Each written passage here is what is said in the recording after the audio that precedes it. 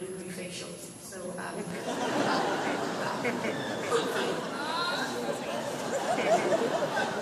my dog is blueberry facials.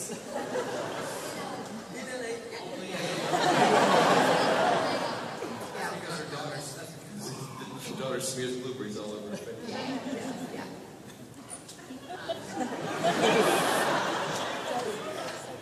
Makai, every time I've read an interview with you, you're talking about Rex, and you always say he's not arrogant. So how do you describe your character if not arrogant? It's just misunderstood.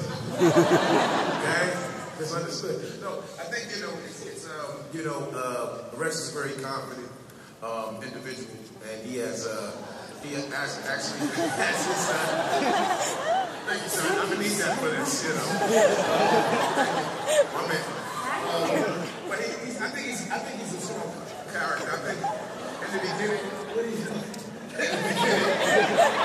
You're gonna see some of a character arc. I mean, I don't think he's very confident in Torchwood. I don't think he really respects him in the beginning. He just thinks that it's band misfits that, what the hell do you do, really? And he's used to more structure. He's used to, even with his CIA work and even having to be unorthodox, he thinks he knows certain things. And when this miracle happens, it kind of rocks his world a little bit. And he is abrasive, but you will see an arc for the character. You will see him really delve into Torchwood and be a part of that whole team and really be gung-ho about us being successful in our mission or figuring out what the hell is going on in the world. There's one particular scene that Rex has with somebody. I don't want to give it away, but it just gives you so much insight to why he is the way he is. Right, and suddenly it just flips. And suddenly you just go, oh my God, I feel so sorry for this guy. Right. So, but that's the integrity of the story. That you find out yourselves, and it's brilliant. It flips over, it's great. The thing I love is Jack never really does. Jack just always looks at him as, as time goes on, he changes his mind a little bit, but to begin with, he just sees him as being like a big pompous idiot. That's how he looks at him.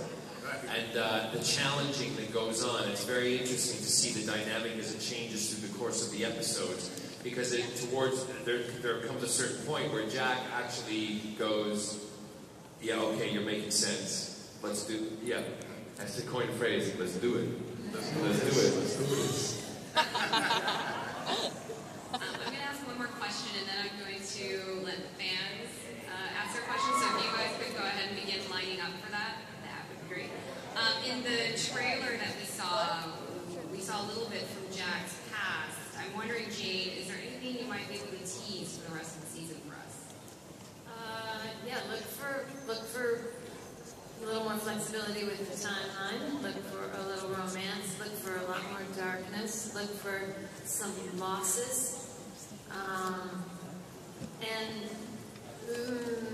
look for big implications. This is a show that's not just about characters, it's about ideas in a way that sci-fi gets to legitimately have real ideas shaping the show, and it's a reason to tell the story. And so, think of the big picture as you're watching this. Is this what our world would look like?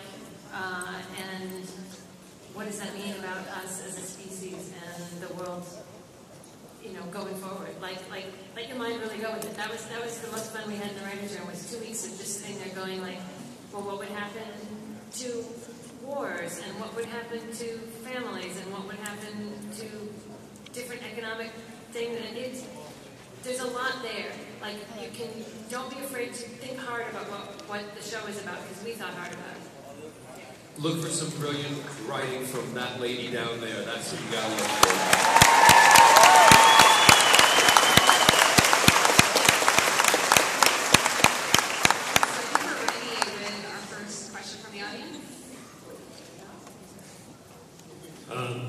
Hello.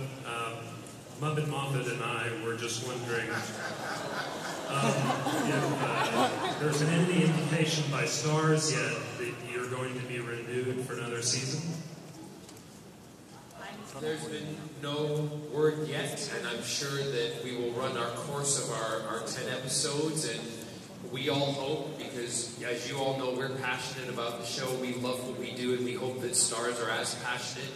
And the more you watch it, the more chance we have of coming back. So That's the most important thing. But we would love to come back. We would, you know, we all would love to be doing Torchwood for another 5 seasons, 6 seasons.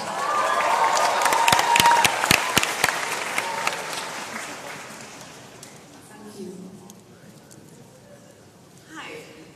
You guys are obviously a very fun cast. Have you ever pulled any pranks on set? Every time. What are you looking at me for? What's going on? Just backstage, John was pumping everybody up, and he says, "Okay, Pullman, get your balls out." And I went, "No, we aren't going there." So there's a lot of things we don't do, believe it or not. You gotta watch out for John. We draw a line. Yeah, no, we do have fun. We enjoy ourselves, but we do get the work done. That's the most important thing.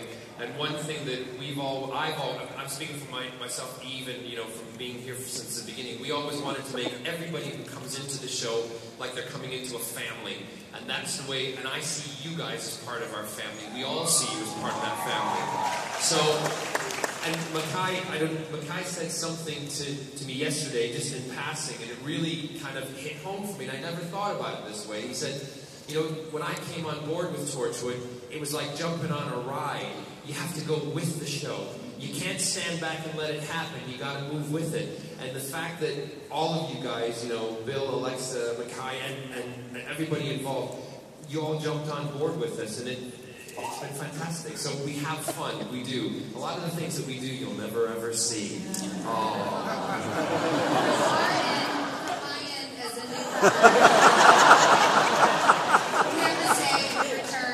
The reason that we jump on board and we are part of the team is because of you guys. And this, what you're seeing with these two, is genuinely who these two are. The kindest, most fun, just genuine dream cast members. I say that because I'm absolutely in love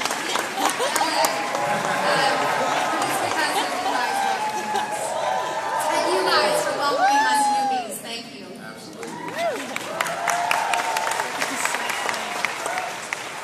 I haven't felt a family situation like this since I was on the show ER. And so, you know, just welcoming me with open arms and allow me to have fun and be a part of the family and be a part of the whole thing. And it's wonderful. So we're having a good time. Next. Hi. Hello. My God. I'm so excited. First, I want to say, Bill, you're in every single favorite movie of mine. And when I found out you were going to be on Torchwood, my question is, how has it affected your acting craft going from episode to a theme series? Well, I think there was a side of this story that I was finding is my favorite kind of science fiction, you know, which is it actually doesn't spend a lot of time with the weird, gory part, but it's actually there's a big thriller mechanism in this story, and there's a lot of sense of what people are capable of in humans and how they betray each other or are loyal to each other in times of crisis. And I think, you know, to have played a character who was essentially reborn by accident or whatever it was, and looking to find some new journey, you know, and who he was going to become. And there was a lot of weird parallels with Independence Day.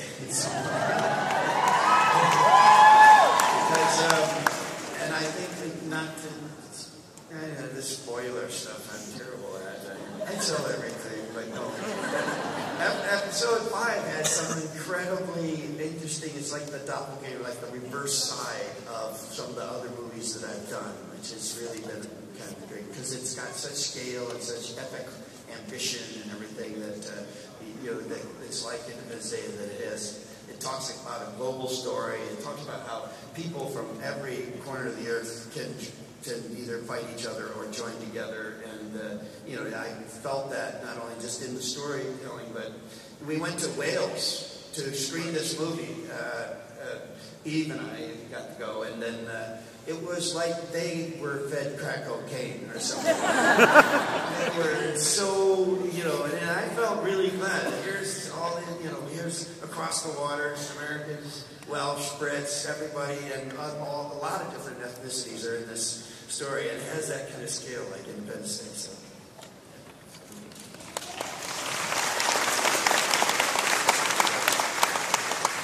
Have you been in my closet? Have you been in mine?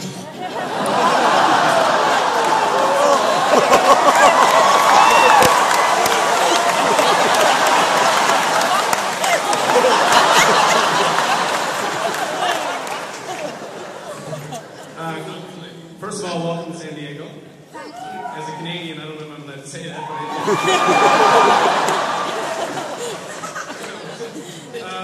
but we have something in common. This question's for you. I do wake up with the coolest jacket, coolest coat every morning. I'm with a company called Shot, and we asked our fans. We make the official Captain Jack coat, which I have on. Do you? We asked our fans one Where's question. mine? We'll talk.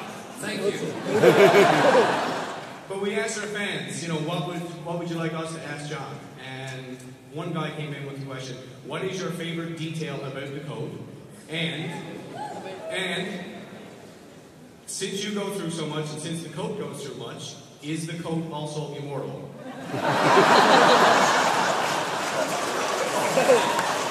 I'll start with the latter part of that question.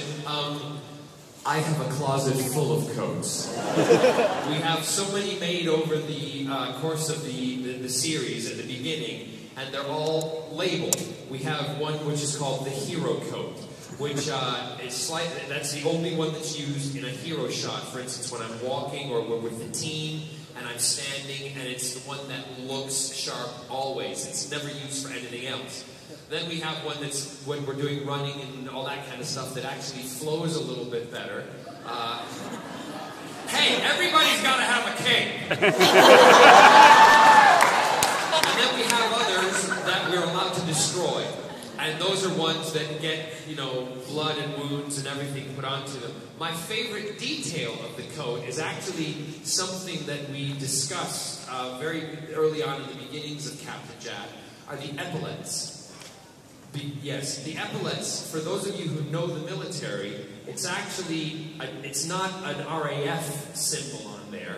It's because, I don't know if you know that Jack is, in the history we look at that he helped the RAF, the Royal Air Force, but that's actually something to do, are you ready for this? It's something to do between another faction of the army, but don't get me to go into it, but the epaulets, there's, how many of you have on yours, can I see? Yeah, how many on the epaulets? You've got 4. Yeah, you should actually only have 3, but the 4th one, there's a reason for the 4th, and if you can figure it out.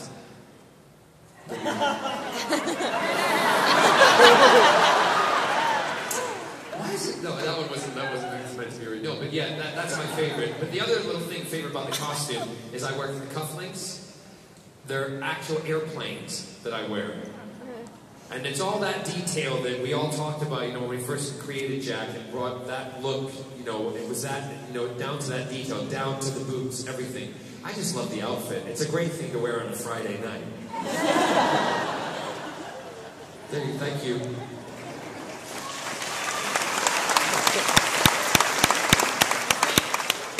Thank you all for coming. I was wondering if you had any really funny stories from set or some crazy shenanigans that happened. Like, what? Why do you always look at me, everybody? I wonder why we all look at the barrowman when there's shenanigans going on. Say about the one where you hid my shower for nearly 40 minutes. Oh, that was brilliant. Makai and Alexa and Bill are all filming, doing this big sequence, which is episode 10, which I'm not telling you about, but is absolutely phenomenal, right? And Eve has come back to her trailer, and I've been waiting to go on set, and I've been, sitting watching television or something, and I think, I'm going to scare the crap out of Eve. So I go into her trailer, and then I go and hide in this cubicle shower, and I'm sitting down, hunched down in this shower, like this. Seriously, I think she's on her way. 45 minutes I sat there. 45 minutes I sat in the shower. It looked like I was pooping. All of a sudden I hear going, oh yes, darling, lovely, lovely. Like she's on her way, fine, quiet. And I wait till she comes in. She walks in. I literally threw myself out of the shower. She went, ah! She went, you. Oh, I can't say that. You silly thing. You silly bad thing. It was the B word. She shouted it, and then she went, I've actually peed myself.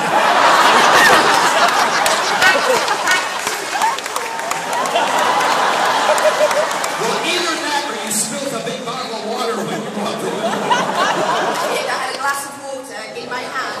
It went all over with the fright, the sheer fright.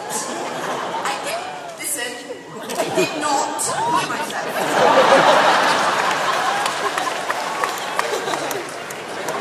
Just a little bit, just a little bit. I almost projectile vomited before. It was horrific. John and I have never, ever, touchwood.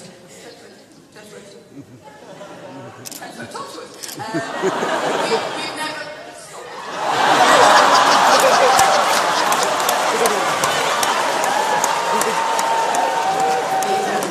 She's like my sister. Yeah. We've never ever had a crossword. We have too much fun. But that was the first moment where I thought, I'm going to knock you out. I thought Gwen Cooper was really going to go, and then I went, oh no, it's Ginny, it's John. Don't do it again, John. I knew he was in the shower for 40 minutes.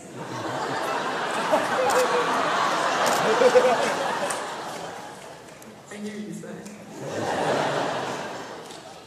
You're welcome. The button lady. It's the button lady. Hi. We did a group viewing in the San Fernando Valley on the first episode, and we've been doing it together every episode. And the unbelievability factor was beyond the fact that Mackay was grabbing whatever pills he could. Was Alexa, your shoes. No one believed that anyone would go to work in those shoes. Whose decision was that? Or much less run into a fight, jump through the window up the stairs. Thank you. We did the fitting, and they're like, and here are your shoes. And I was like, oh, you mean my stilts? Okay, that makes a lot of sense with the fight scene I have to do. Yes, the director had to give me a foot massage, and I may have rolled my ankle a couple times, but I got to end up in Captain Jack's arms. So, but that's our world we live in. Like you said, the coat that flows with 6-inch heels. Exactly. I would be rocking ballet flats. Even today I put heels on. I was like, well, Esther does it. I guess we'll step up. But I'm a flip-flop girl. I feel you. I know, I feel you. And I voiced it, but I guess it looked bad. But you look damn fine. And there's your motto. If you want to end up in Captain Jack's arms, put on a pair of Betty pumps. Anyway, sorry. Almost said that. I apologize. No. My question is for John. Yes. And I would like to know when you were first cast as Jack in Doctor Who, did you have any inkling that it would lead up to this? And what did that feel like? Well, first of all, just go back to that camera shot. Yeah, you there. Nerdfighter, who are you?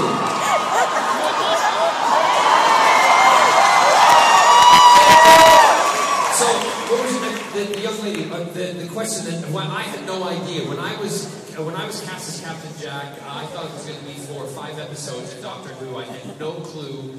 I thought that was it, and then Russell and Julie came to me and said, we want to bring you back, we want to do more with Jack in Doctor Who. I thought a gift was handed to me on a plane. It was a dream of mine as a kid to be one of the Doctor's assistants, and I considered Jack to be one of his assistants, maybe not who was always with him. But it was a dream job, and then when they said, we want to give you a spin-off show, and they talked to Eve about, because Eve had also been in Doctor Who, playing Gwyneth, who was taken away with the Gelf. So we, it was like handing us our dream jobs on a platter. We never ever thought that one day we'd be sitting in here with people like yourselves. And I have to say, and I know I speak for everybody, it's because of you guys that our show is a success, and that we're living the dreams and the lives that we have. And I want to say thank you, thank you, thank you.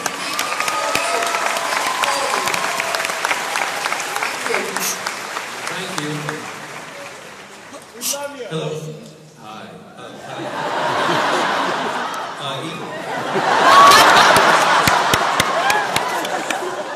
Eve, I wanted to say your smile melts my heart. And John, your smile affects a completely different part of my life.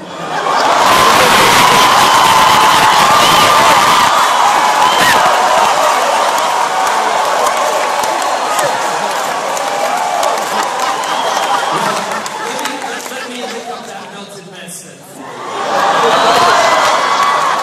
So, with apologies to my wife, wherever you're sitting.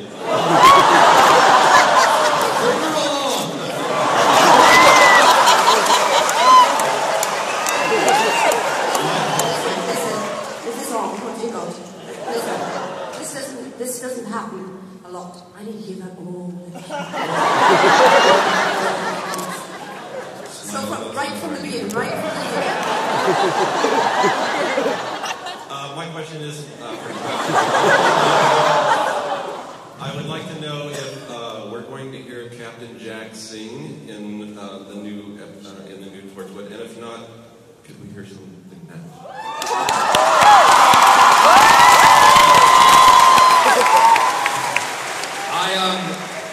You know, they did a musical episode and other shows, and I really don't think that we will approach that. Makai can sing. No, I can't. Yeah, exactly. Eve can sing. I throw the shades. I don't think the show lends to it, really. It would be, maybe a stage musical at one point, but I'll probably be too old, so, I don't know, you want me to sing something? Give us a song.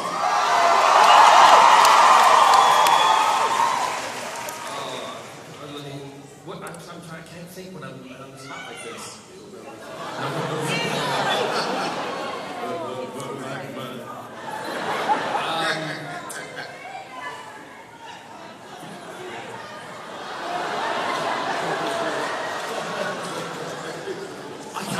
I'm stuck. I can't think of anything. No, I'm not singing Springtime for Hitler.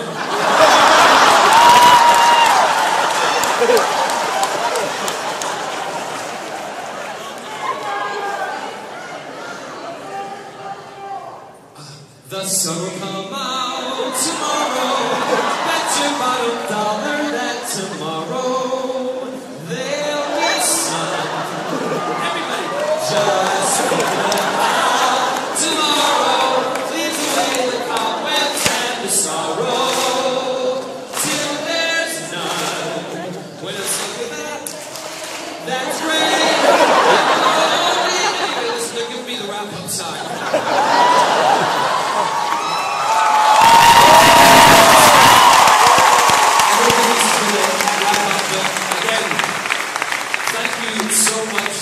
Accepting us as a new international Torchwood. Thank you again to Stars. If any of you also want, you can go on to iTunes and you can download a new app, which is it's a motion comic that Eve and I were involved in that Jane also wrote. If you do that now, we overload iTunes. It would be phenomenal. I think everyone will want to say, but I think I speak on behalf of everybody. Thank you so much for your commitment to our show. Thank you for making it a success. Thank you, Dr.